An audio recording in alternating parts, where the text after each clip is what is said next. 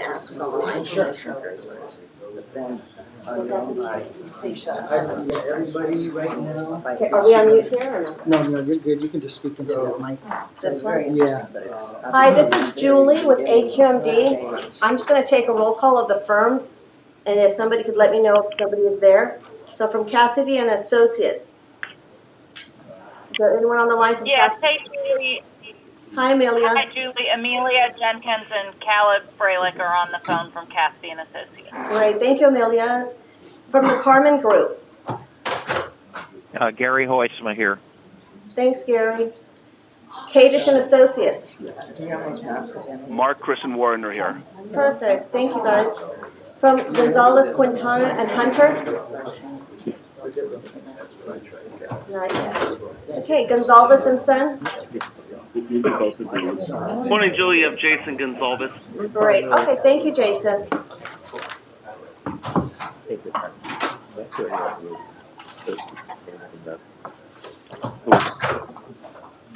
Yeah, okay. So look, my whole day is for this, right? So we'll figure out how we're going to do that at the meeting. One of us will go and we'll do some. Yeah. It's supposed to be Matt. We'll see if Matt's on. Okay. Yeah. He's Really the only meeting. We got meetings here. Yeah, we got that.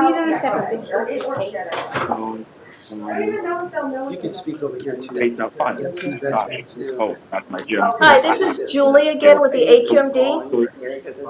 For Gonzalez, Quintana, and Hunter. Matt, are you on the line? Where's Thursday? Yep, Matt's on. Great, thank you. And if you don't mind, if you guys could mute your lines until we are called upon. Thank you. Nope.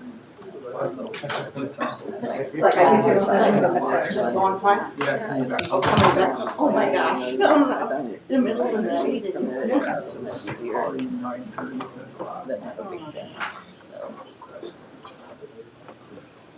Hi, this is Lisa.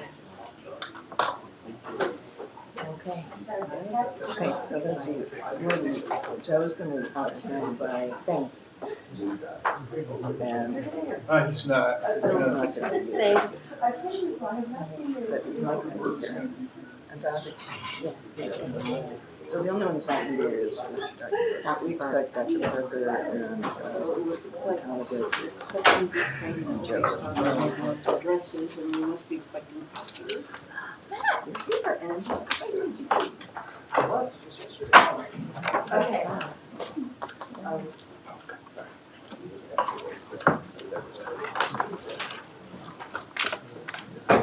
Hi, I'm Mary. So I'm back to lecture. I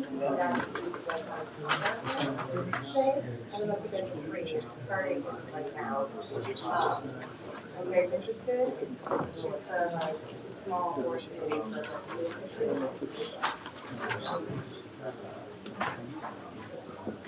So, she'll tell me that. Yeah, it's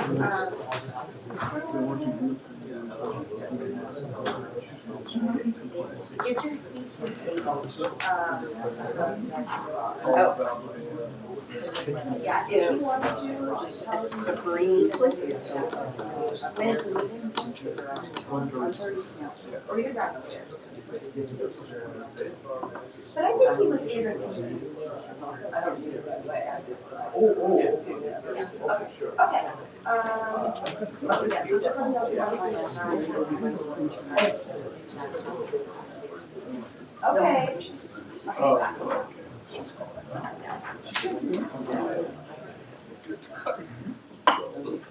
Whisper conversation. Can hear anyone.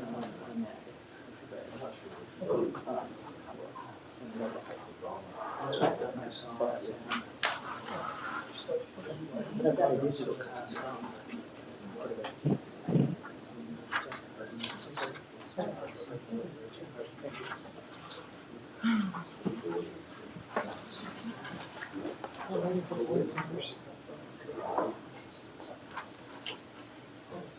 But, yeah, you still don't. Whatever the information. Yeah, but they go through pretty quickly now. There's a big gap. There's like no fluff. We just got one more.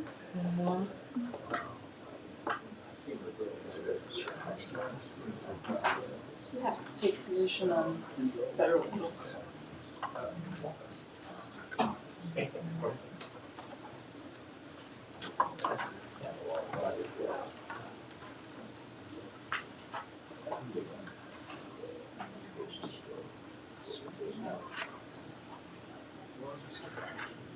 I have it on my iPhone. I'll have to send it to your phone. But I don't see it on here. Yeah. Yes. Amelia and Kate, yeah, they're both online. So everyone's there, Jason. This location is You want to make it Memphis, fast? so And Jason Jordan's Rich Good. and How are you? I'm well, how are you? Good.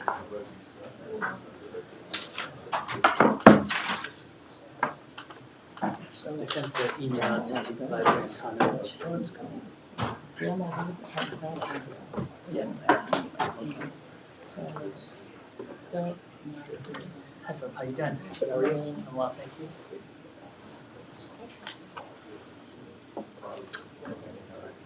So, shall we go ahead and start? We don't have a quorum, but we could start with our informational reports. Yes. Okay.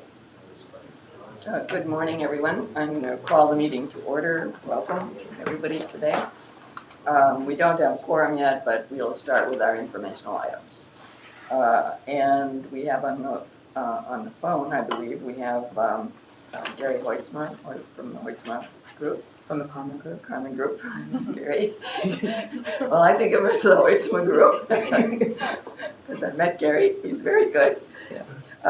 So anyway, is Gary going to be our reporter this morning, or someone else from Carmen Group? Well, I want to also recognize Councilmember Vizcaino. Good morning, Councilmember. Thank you for Good morning. joining us. Good morning, Madam Chair. Good morning. Happy Friday. Yes, happy Friday indeed. So we were just starting, and we'll start with a report from the Carmen Group. Gary, do you have any updates on the Yeah. written report you submitted? Yeah, this is Gary Hoitzma here. We don't have any updates on our written report that we submitted. I could go over that if you want me to. And so we have the written report in our agenda. If there are any questions, does anyone have any questions on this report? Seeing none, thank you very much, Gary. Have a good rest of the Friday. We'll be seeing you next week, so we look forward to that. And the next report comes from the Cassidy Group. We have someone on the phone from Cassidy. Amelia and Hi, Caleb? this is Julie. Yeah, hi, how are you today? Good morning. Good afternoon, maybe for you. Good morning. We have no updates from our written report, but would be happy to answer any questions. All right, any questions for that report? I did Supervisor have- Rutherford, okay. Thank you. I did have one question. Your report notes that the president is threatening some of the provisions on the House energy bill, and I'm wondering which of those he has concerns with. Well, there were a number having to deal with waivers of environmental laws that were included in the House bill. What I'm happy to do is submit that list. I don't have it right in front of me now, but I'm happy to go ahead and send the list through Leisha, if that would be helpful. Sure. Thank you. Okay, great. Yeah, of course. Any other questions on this one? No, seeing none. Then we'll move on to Kadish, Mark Kadish from Kadish and Associates. Mark, do you have any updates on your report? No updates. Good morning, Madam Chair. No updates. We just continue to prepare for your visit and other board members for next week. But we're happy also to take questions. Any questions from board members on this one? Okay. No questions here on that, Mark. So we'll move on and we'll see you all next week. Great. Thank you. And then we have the state updates coming up next. These are also written reports. First from Gonzalez and Sons, Jason. and Jason. Do we have any updates from you, Jason? Good morning, Madam Chair and members. It's Jason Gonsalves. I do not have any updates. Any questions on that report, the state report? Seeing none, no questions here. I guess it's pretty lively up there in Sacramento at this time. Election season. Plus, getting towards the end of the legislative session, so things are moving. Thank you. And then from Gonzalez, Gonzalez also gave us a report. Are there any updates, Will? This is Matt from GQHC. Okay. The only brief update I will give is that the legislature agreed on conference committee budget last night. I think it went until about 10:30 p.m. The big one item that I will just update folks on is they did not deal with cap and trade funding. So they have left that open for further discussions. Okay. Are there any questions? Seeing no questions from here, I want to also recognize Supervisor Antonovich. Welcome. Good morning, Supervisor. Thank you for Thank you. I have to do a eulogy earlier this morning at a funeral, so I'll be leaving earlier. Thank you. All right. We've just gone through the written reports of our consultants, and now we're going to move on to the legislation that we have before us. So the first one that we're looking at this morning, these are all federal bills.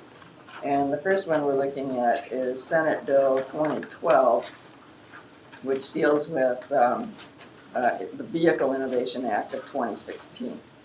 And so Alicia is going to give us a presentation on that bill. Thank you, Chair Mitchell, members of the committee. Senate Bill 2012 encompasses the Vehicle Innovation Act of 2016 as a subtitle of the Senate bill. It authorizes appropriations to the U.S. Department of Energy for research, development, engineering, demonstration, and commercial application of advanced vehicle technologies. The bill directs the Secretary of Energy to conduct a program of basic and applied research, development, demonstration, and commercial application activities on materials, technologies, and processes to help substantially reduce or eliminate petroleum use and emissions from the nation's passenger and commercial vehicles. It requires the program to include activities in numerous areas, including electrification of vehicle systems, battery and other energy storage devices, fueling and infrastructure, retrofitting existing vehicles with advanced technologies, and various alternative fuel vehicle technologies such as hydrogen, natural gas, and hybrid. The bill also reauthorizes the DOE Vehicle Technology Program, through which DOE partners with manufacturers of light-duty auto and medium and heavy-duty commercial trucks and suppliers to conduct research to develop the next generation of efficient cars and trucks. DOE is also directed to seek opportunities to leverage resources and support initiatives of state and local governments in developing and promoting advanced technology vehicles, manufacturing, and infrastructure. This could lead to greater federal support for South Coast SCAQMD programs and initiatives to further develop the development of zero and near zero emission medium and heavy duty vehicles.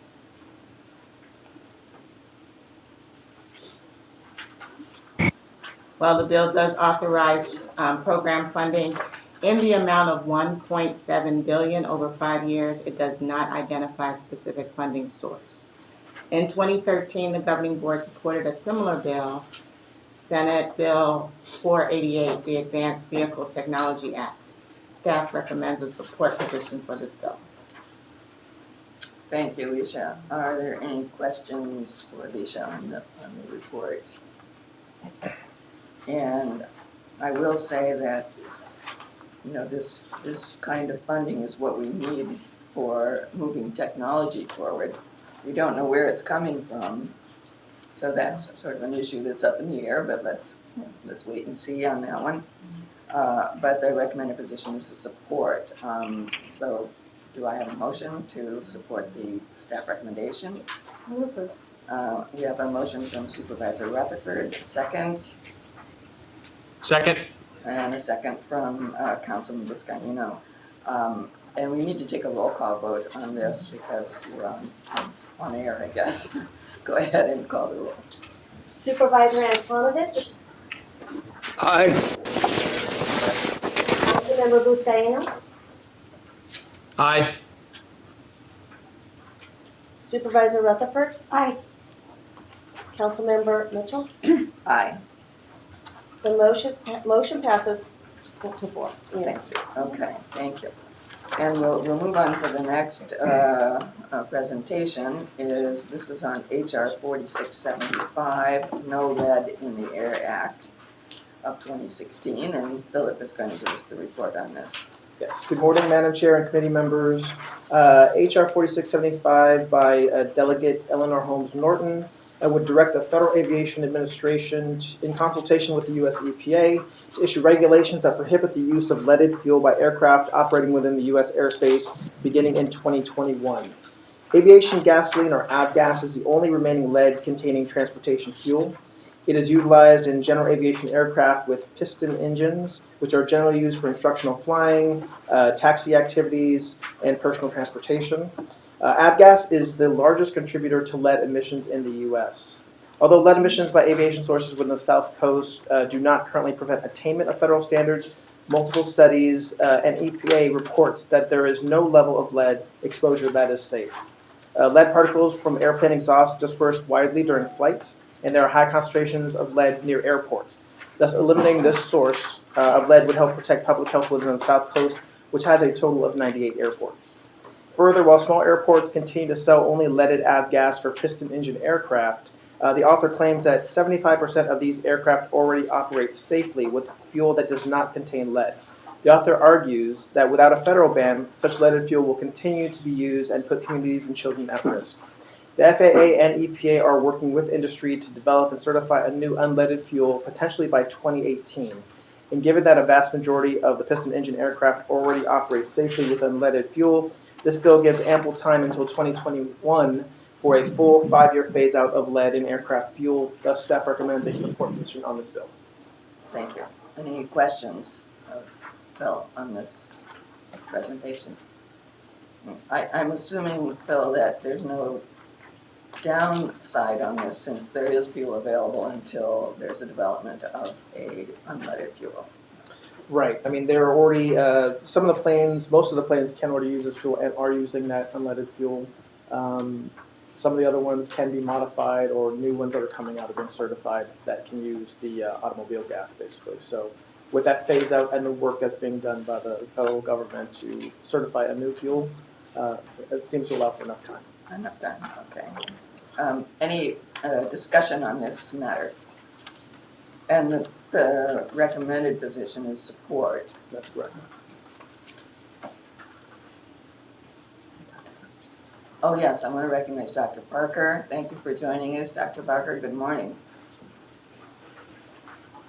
May I have some kind of motion on this bill? Discussion or motion? I will move that we support this bill per staff recommendation. Thank you. A second from anyone? Second. Second. Okay, we have, I think, Dr. Parker chimed in with the second. Thank you, Dr. Parker. And we will call the roll on this. Supervisor Antonovich, Aye. Councilmember Buscaino, Aye. Dr. Parker, Aye. Supervisor Rutherford, Aye. Councilmember Mitchell. Aye. The motion passes 5-0. Okay, thank you. The next bill on the agenda is HR 4775, Philip Crabb is going to give us our report on that bill. So Philip, go ahead. Sure. And this bill would change the timing and extend deadlines for states to implement the National Ambient Air Quality Standards for ground level ozone under the Federal Clean Air Act. The bill was introduced in response to the EPA establishing a new ozone attainment standard in 2015 for 70 ppb. Among its provisions, this bill would change from 5 to 10 years the time frame for EPA to issue attainment designations for the new 2015 standards and all future new and revised standards. So for the 2015 ozone standard, this bill would give EPA until October 2025 to release final designations regarding whether areas are in attainment or non-attainment with the new 2015 ground level ozone standards. States would have another year until October 2026 to submit SIPs. The bill amends the the Clean Air Act to make technological feasibility a secondary consideration for U.S. EPA when promulgating all national ambient air quality standards. In other words, the bill would provide that for certain ozone and particulate matter non-attainment areas, states would not be required to include economically infeasible measures in their plans. The Clean Air Act provides that plans submitted by states to comply with the ambient air quality standards must include contingency measures. But this bill actually provides that contingency measures would not be required for extreme non-attainment areas for ozone, and currently there are only two, that's San Joaquin and the South Coast. I should add that there is a Senate companion bill, S-2882, by Senator Shelley Moore Capito, which was introduced in April and referred to the Senate Environment and Public Works Committee, which is very similar to HR 4775. However, that bill has not moved and it does not reflect the amendments that were made in committee and on the floor for HR 4775. HR 4775 did clear committee in May, and earlier this week it was passed out by the full House. It will now go to the Senate for consideration. We have been informed, I believe, that CARB is possibly in opposition to this bill. Overall, there are many provisions to this bill, some which are consistent with previous governing board policies, some that are counter to previous board positions. Additionally, our federal consultants have informed staff that a filibuster is likely in the Senate, and a veto from the president has been threatened if this bill were to actually make it that far. Overall, staff is recommending a watch position on this bill. Thank you. Thank you. One thing I want to mention at the outset is that the watch position is proposed is probably an expedient and appropriate position for us to take at this time, pending our trip to Washington. We're going to be visiting with US EPA, and we have our own agenda on getting a low NOx engine national standard passed. And I think for us, to watch this at this time would be an appropriate action. I mean, it would be inconsistent, I think, to be taking a different position on this bill while we're trying to get low NOx national standard passed as well. And we can continue, obviously, to watch this. We'll see what happens. Hopefully we'll have success in our Washington trip and moving that agenda forward.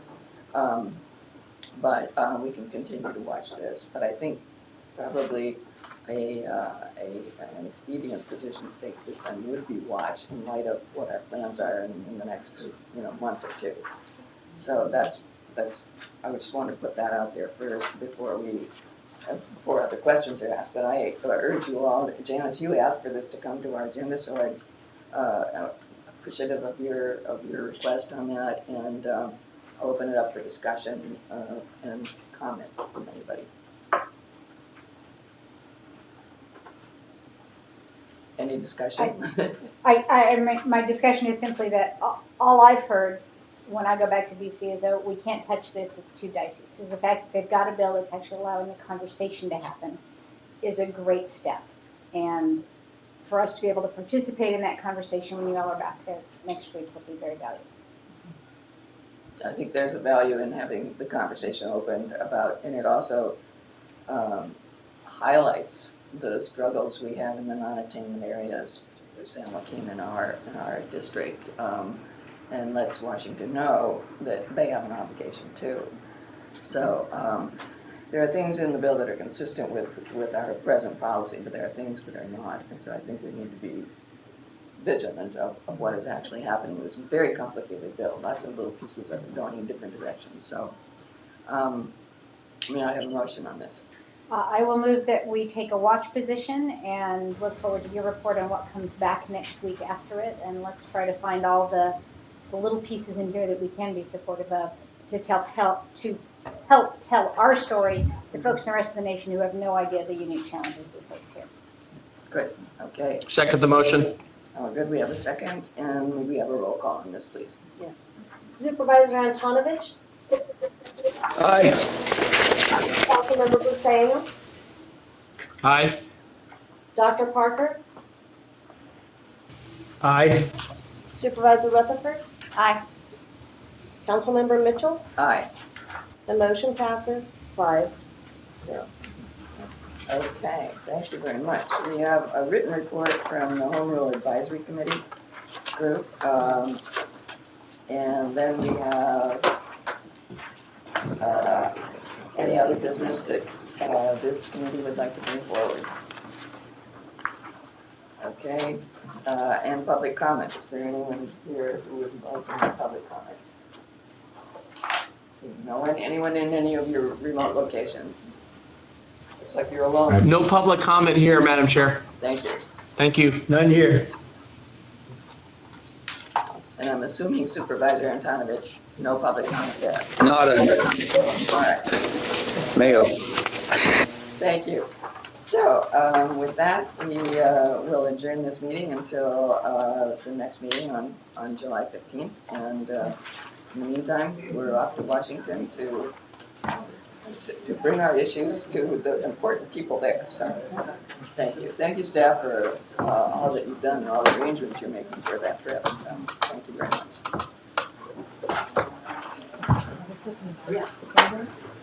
Okay, great.